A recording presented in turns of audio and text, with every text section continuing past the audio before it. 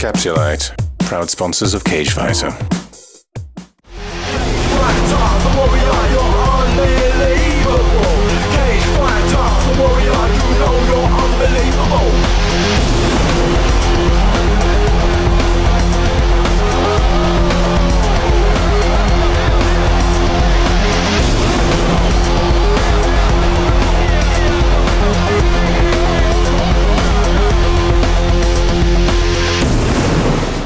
Welcome to Cage Fighter, mixed martial arts at its very best. But we are not alone. I've got with me, with his lumberjack shirt on, Grant Grant. Well, hello, Grant.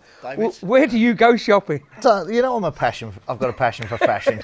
A passion for something, I don't know. But who have you got with us today? Right, we've got someone, he's quite special, Dave. He's started training at the age of 15 with the likes of MAaction.com, Lee Murray. He's 20 years of age now. He's been working behind the scenes on Cage Rage, Ultimate Challenge. It's Harry, the Hitman Shoebridge. The Harronator! Yeah. God love him. Here, guys. I mean, Harry, I know you work hard. I know you got a lot of grief from people like this way, that way. He come to me saying, you'll work for nothing, just give me a job. And that's why I give him a job. You've got to give guys a chance. Yeah. That was when I was 15, when I started training at Elite with yourself. I come down with Jason Young. I thought, you know what, this is what it's about. You know, I wanted to work so hard for Cage Rage. And, well, you give me a job when I was 15, backstage, Wembley. Wow, like Vita Belfort, all the huge names. It's a life-changing experience. You know what I always say? MMA touches people. They'll either go off in a tangent or it changes their life forever, and it's changed Harry's life. Yeah, this is like, I can remember 20 million years ago when I was boxing. If you had the opportunity to meet some of the superstars in boxing when you were training, you'd have cut off your right leg and just given up everything.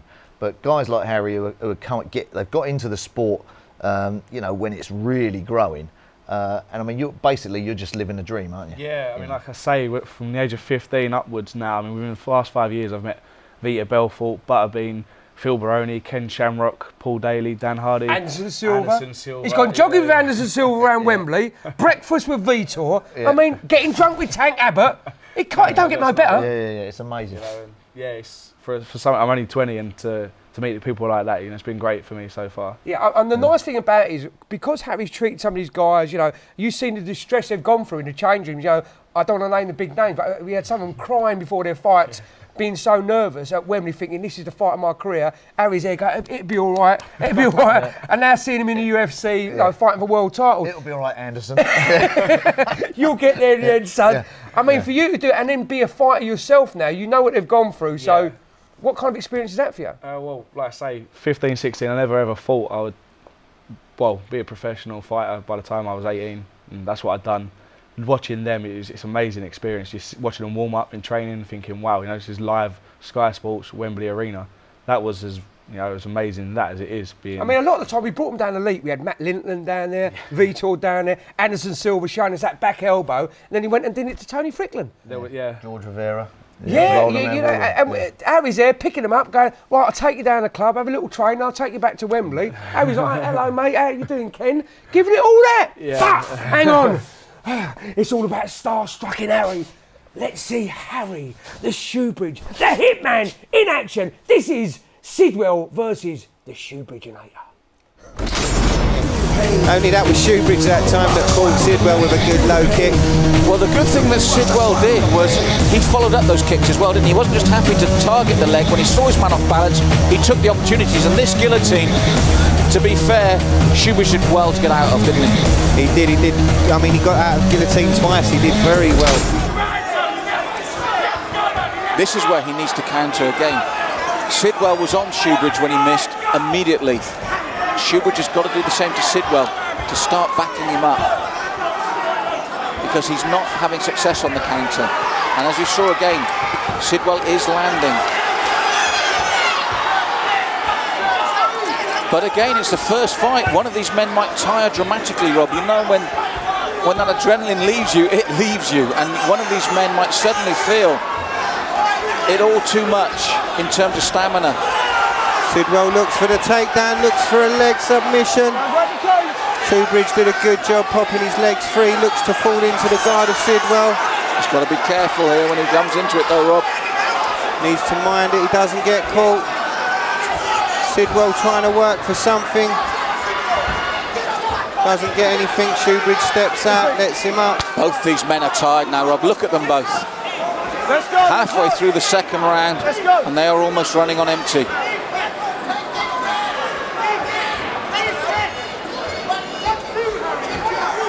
And again, Sidwell tees up that right hand with that left. You can see him almost chambering it.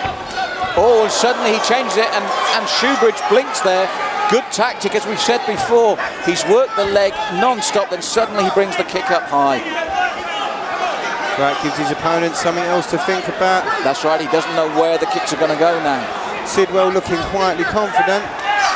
Almost a smile across his face as he moves around. Shoebridge isn't doing enough offensively, full stop. He really isn't working enough.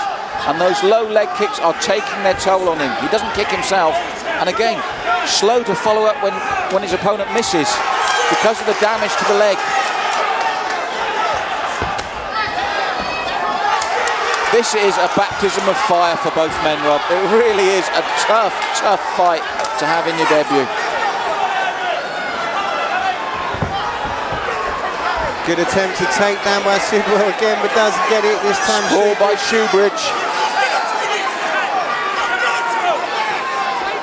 Shoebridge in top position, rolls his man to his back, but gets caught almost in guard. Sidwell trying to work the guard on. Shoebridge trying to fire past the legs. Never get a clean shot off like that, but lands a nice left hook. And now it's Shoebridge in man position. Sidwell looks in trouble. It's over. What a turnaround! He takes a victory. Great work for that young man there. He fought through it all, and he looked to be on the worst end of it throughout most of the fight. Rob, let's be blunt, it was all Sidwell until that one moment, and he had enough left in the tank to take it. And do you know what, that says a lot for Shoebridge's resistance, because it has been all Sidwell till this one moment. Shocking end to this fight.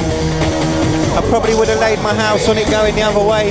Rob, Sidwell will not want to watch this DVD. He did everything right for a round and a half, virtually perfect. At 3 minutes 35 seconds of the second round, the referee was forced to call a halt to this contest due to strikes. We have a winner, Harry Shoebridge. Scrappy, but what a tear. I mean, it had the whole of Troxy on their feet, because they all know Harry. I mean, Harry's got a big following, and the whole of Troxy go, Shoebridge. I mean, amazing. It wasn't the tidiest of fights. No, it wasn't. I underestimated Michael a lot, because I went down, I see him, he came down to my gym and started training, and I thought that's why I went elsewhere. And just seeing him, when I first see him, he was quite fat and chubby. I just looked at him and laughed and thought, you know what, he ain't going to be training as hard as me. He's got kids, he's engaged. I was out running every night. I was training so hard for the fight. I was doing 6 5-minute rounds. Never enough. And that was for a good 4 weeks, 6 5-minute rounds every day. And I thought, yeah, I'm going to be so fit. You do your stand-up at Kettles. Yeah, that's right. Which I have to, criticise people, but it's very easy to criticise when you're outside the cage. But if you're training at Kettles, which is like right up there, it is definitely world class when it comes to stand-up. I've seen you on the pads. And when you're on the pads, you look sharp, tidy, but very nice and neat. Yeah. But people, when they get in a cage, the pressure, the fight, the adrenaline. Let's say it was.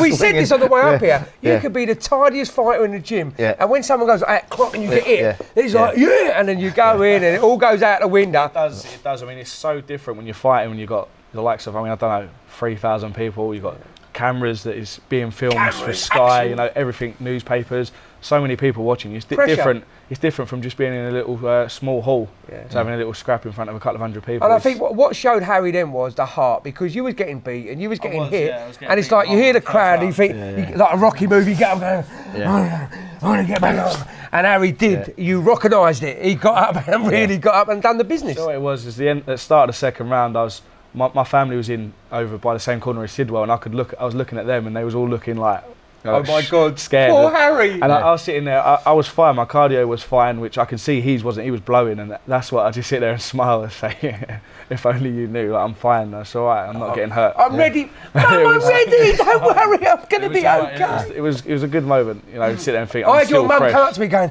he's going to be okay. Dave, you said he was going to be okay. Listen, whatever goes on, goes on. You can learn a lot. You know, the end of that first round, he really hurt you with a knee. Yeah. And it rocked you. That was right on the button, that one, yeah. But, you know, when you come through those things and win, you learn so much, don't you? Yeah. You know, about your character, about your own heart and stuff. Some fighters get in there, they can fight in the gym, but then when they get hurt in the cage, they really think, well, I've seen so many they're people, not really fighters, are they? Are you talking about KOs? Because if you're talking about KOs, that brings us on nicely to KO of the week. Now, this is a guy that Harry brought to me. This guy is Wendell. I knock people out. Lewis, check it out. Again, both guys trading that leather. Lots of venom in those shots. Rob, they are just looking for that knockout now. Oh! Wendell Lewis! Wow! Left hook, beautiful on the chin of Emil Smith. Wow! Knockout! Unbelievable knockout here at Ultimate Challenge. Wendell Lewis with a big left hook that sees Emil Smith out. Now, Grant, that is what I'm talking about. On the button, that fight was there all the way through. I mean, Emil Smith, what a warrior. Wendell, what a warrior. But when you get hit, there's no coming back from that. There's no coming back. That was a cracking fight for the audience. Anyone watch it, it was even, you know, backwards and forwards, and then bang. Well, you know, I mean, Wendell, you brought him to me, a nice guy, big, pumped up, athletic, works for a big fitness gym, and you've brought him back. He's on March the 26th as well. Yeah, that's right. I mean, like I say, he was constantly on at me, get me on the card, I really want to fight, you know, so I was like I say, busting you, Dave, get me on the cards. Every day. I'm Wendell, I'm like, shut up, Aaron. You keep bringing these young, muscly, good-looking blokes along, can't you? Just... There's something wrong with me. Anyway, people, we'll talk about the young, muscly blokes after the break. See you soon. Welcome back to Cage Fighter, or some of you might think to Lumberjacker. I don't know, but he's cutting down trees left, right, and centre. Dave, can you stop it in your part time? Right, I'll chop down some trees. Let's go and talk to someone who can actually punch down trees. Let's hear what Mr. Ian Freeman's got to say about Harry Hitman Shoebridge. Harry the Hitman Shoebridge. Now, this boy used to give me all my cue cards for being an MC for Ultimate Challenge. He's now turned into a man. He's now stepping in the cage and showing us what a real man he is. For that, I think he moves up to 8 out of 10. Thanks, Ian. 8 out of 10. Money really talks. I feel like I've got a long way to go before I deserve an 8, but you know, it's going to be good. I've got a great future ahead. Thank you. He's got a great future ahead. Do you know what? Look at him on the big screen there. In the studio, he looks so young and so like lovely, fresh. Don't take anywhere we can't go nowhere with Grant. But what a nice kid, and Ian does respect you. He's known you for many years. Yeah, like I say, I used to bring Ian out to his fights back in Wembley Arena, and of course you do, now he's like I say, he's talking about me, giving me scores. I think Ian's. I think realistically, Ian's giving you an 8 out of 10. For heart. It's not so much, well, it's heart, but it's potential. That's right. Because you're training like a maniac now. You're living a dream. You're living MMA. You're living it, breathing it, sleeping it, eating it. He's doing privates with Alan Kedal. Twice a day. Literally twice a day going, Dave, can I have another hour off? I'm like, oh, don't do my nutting. But, you know, he's got to do it. What's really annoying is how these youngsters improve so quick. And old fellas like us are just deteriorating. Keep the old fellas to yourself. Anyway, I think now is let's have a look more at Shoebridge versus the Turkish monster, Kai. That was nothing to do with the groin. That was a solid leg kick from Shoebridge. Kai hammering away at Harry Shoebridge. Shoebridge able to take it. Kai dives forward into half-guard position, and you can hear the crowd screaming as we enter the last minute of this, the first round of an absolute war. But if you look at Shoebridge's face, Pierre, there didn't seem to be the power in those hammer fists from Kai Senkin. And you can see from the replay, Shoebridge did very, very well under fire. And that's the other thing that's got to come into question for me. How much power has Senkin got? You see here, he lands several strikes to Shoebridge, and Shoebridge almost gets up on mark. This fight is frustrating me just because I think it has the potential to be an exciting fight. And, you know, just the participation by Kai, you know, it takes away from the ability of both of these guys. It's very simple, Pierre. What you're saying is the groin shot has now made it very controversial, hasn't it? It's as simple as that. Without a doubt. Don't let yourself down. You know what? Keep your hands up, tuck your boots in, and let's get on with it. Hurry in the corner. Stay in the corner. Kai in the corner. Stay in the corner. You ready to fight? You ready to fight? Bring it on, come on. So, Rob, this is going to be very interesting in round 2 now. Yeah, for me, I think Harry hits harder and looks the more dominant in the stand-up. I'd tell Harry, just take control, go to work and get this fight finished in this round. I agree with Rob. I think if he puts the pressure on, Kai might melt. It's as simple as that. Looking very good. He's dominating the stand-up. The only thing is when it goes to the ground, he's allowing Kai to score with those punches, okay? So he needs to adjust, you know, when he hits his back. Other than that, very few flaws here tonight by Shoebridge. Yes, nice block movement from him as well. Shoebridge leaving his hands. Wow. That was nothing to do with the groin. It's that low leg kick again, Rob, that is really causing the problems. That's right, and Shoebridge punctuated it with a high kick before moving into this position where he's sprawling well as Sankin looks to get the takedown. Beautiful work by Shoebridge to get the sprawl. Yeah, that low leg kick is causing Senkin all sorts of problems now. Well, you can see the leg reddening. Those shots, he's using the body like he's supposed to. He's turning that hip over. He's really generating the power on that low line kick. And I tell you what, it's like being hit in the leg with a cricket bat. And I don't know how many of you guys have been hit in the leg with a cricket bat, but it hurts. And again, as we've seen so many times, no attempt to check the kick. You pay for it ultimately. Shoebridge looking for the guillotine choke, pulls guard but doesn't have it on. Sankin moves into Shoebridge's guard, looking to posture up and fire shots.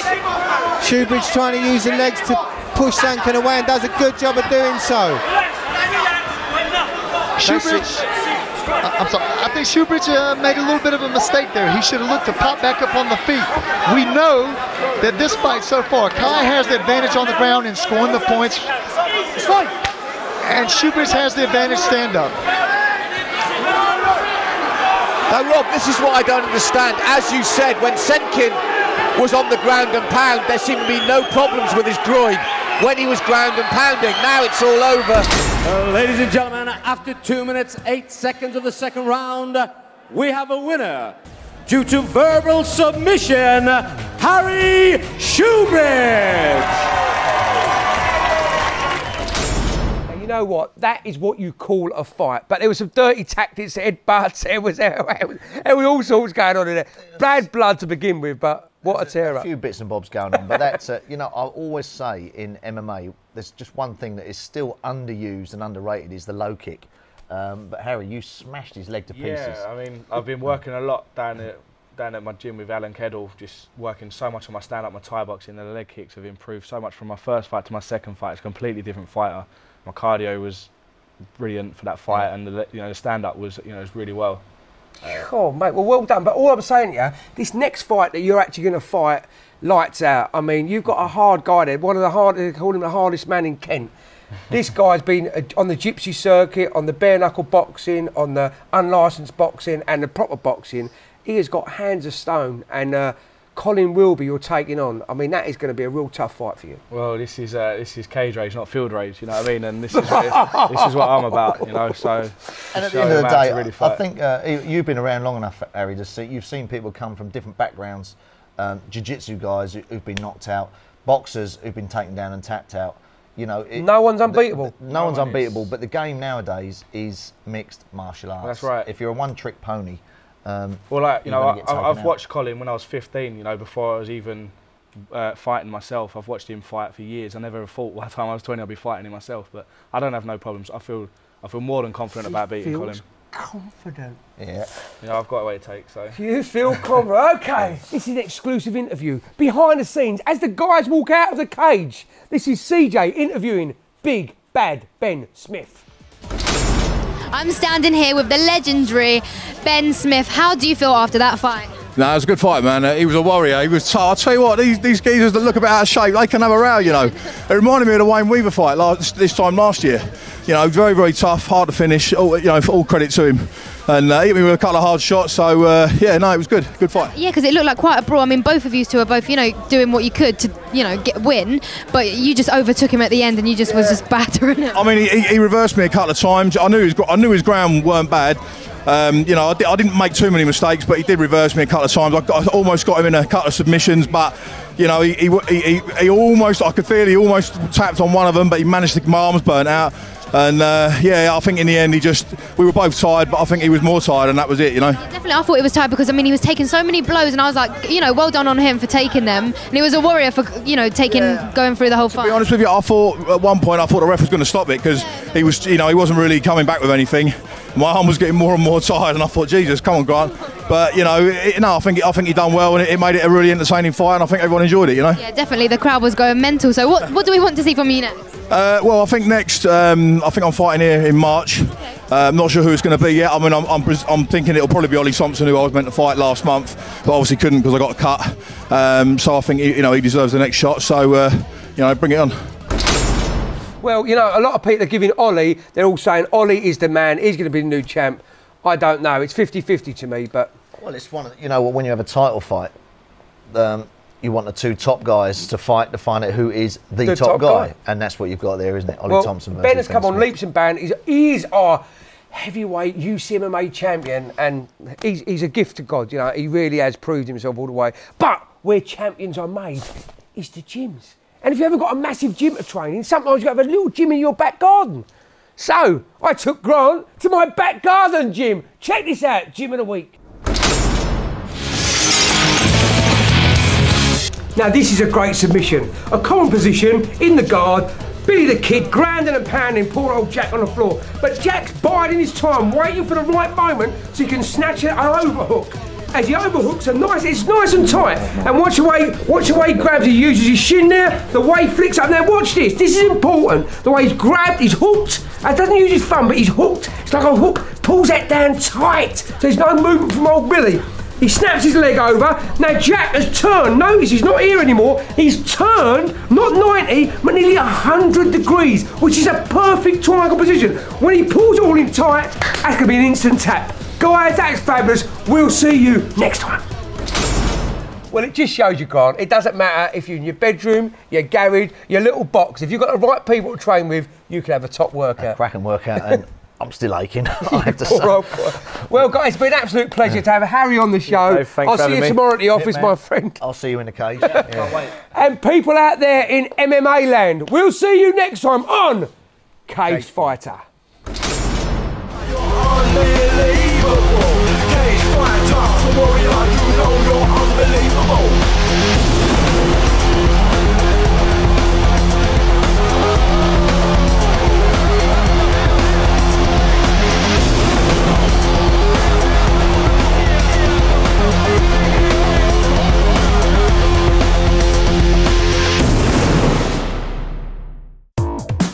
Capsulite, proud sponsors of Cage Fighter.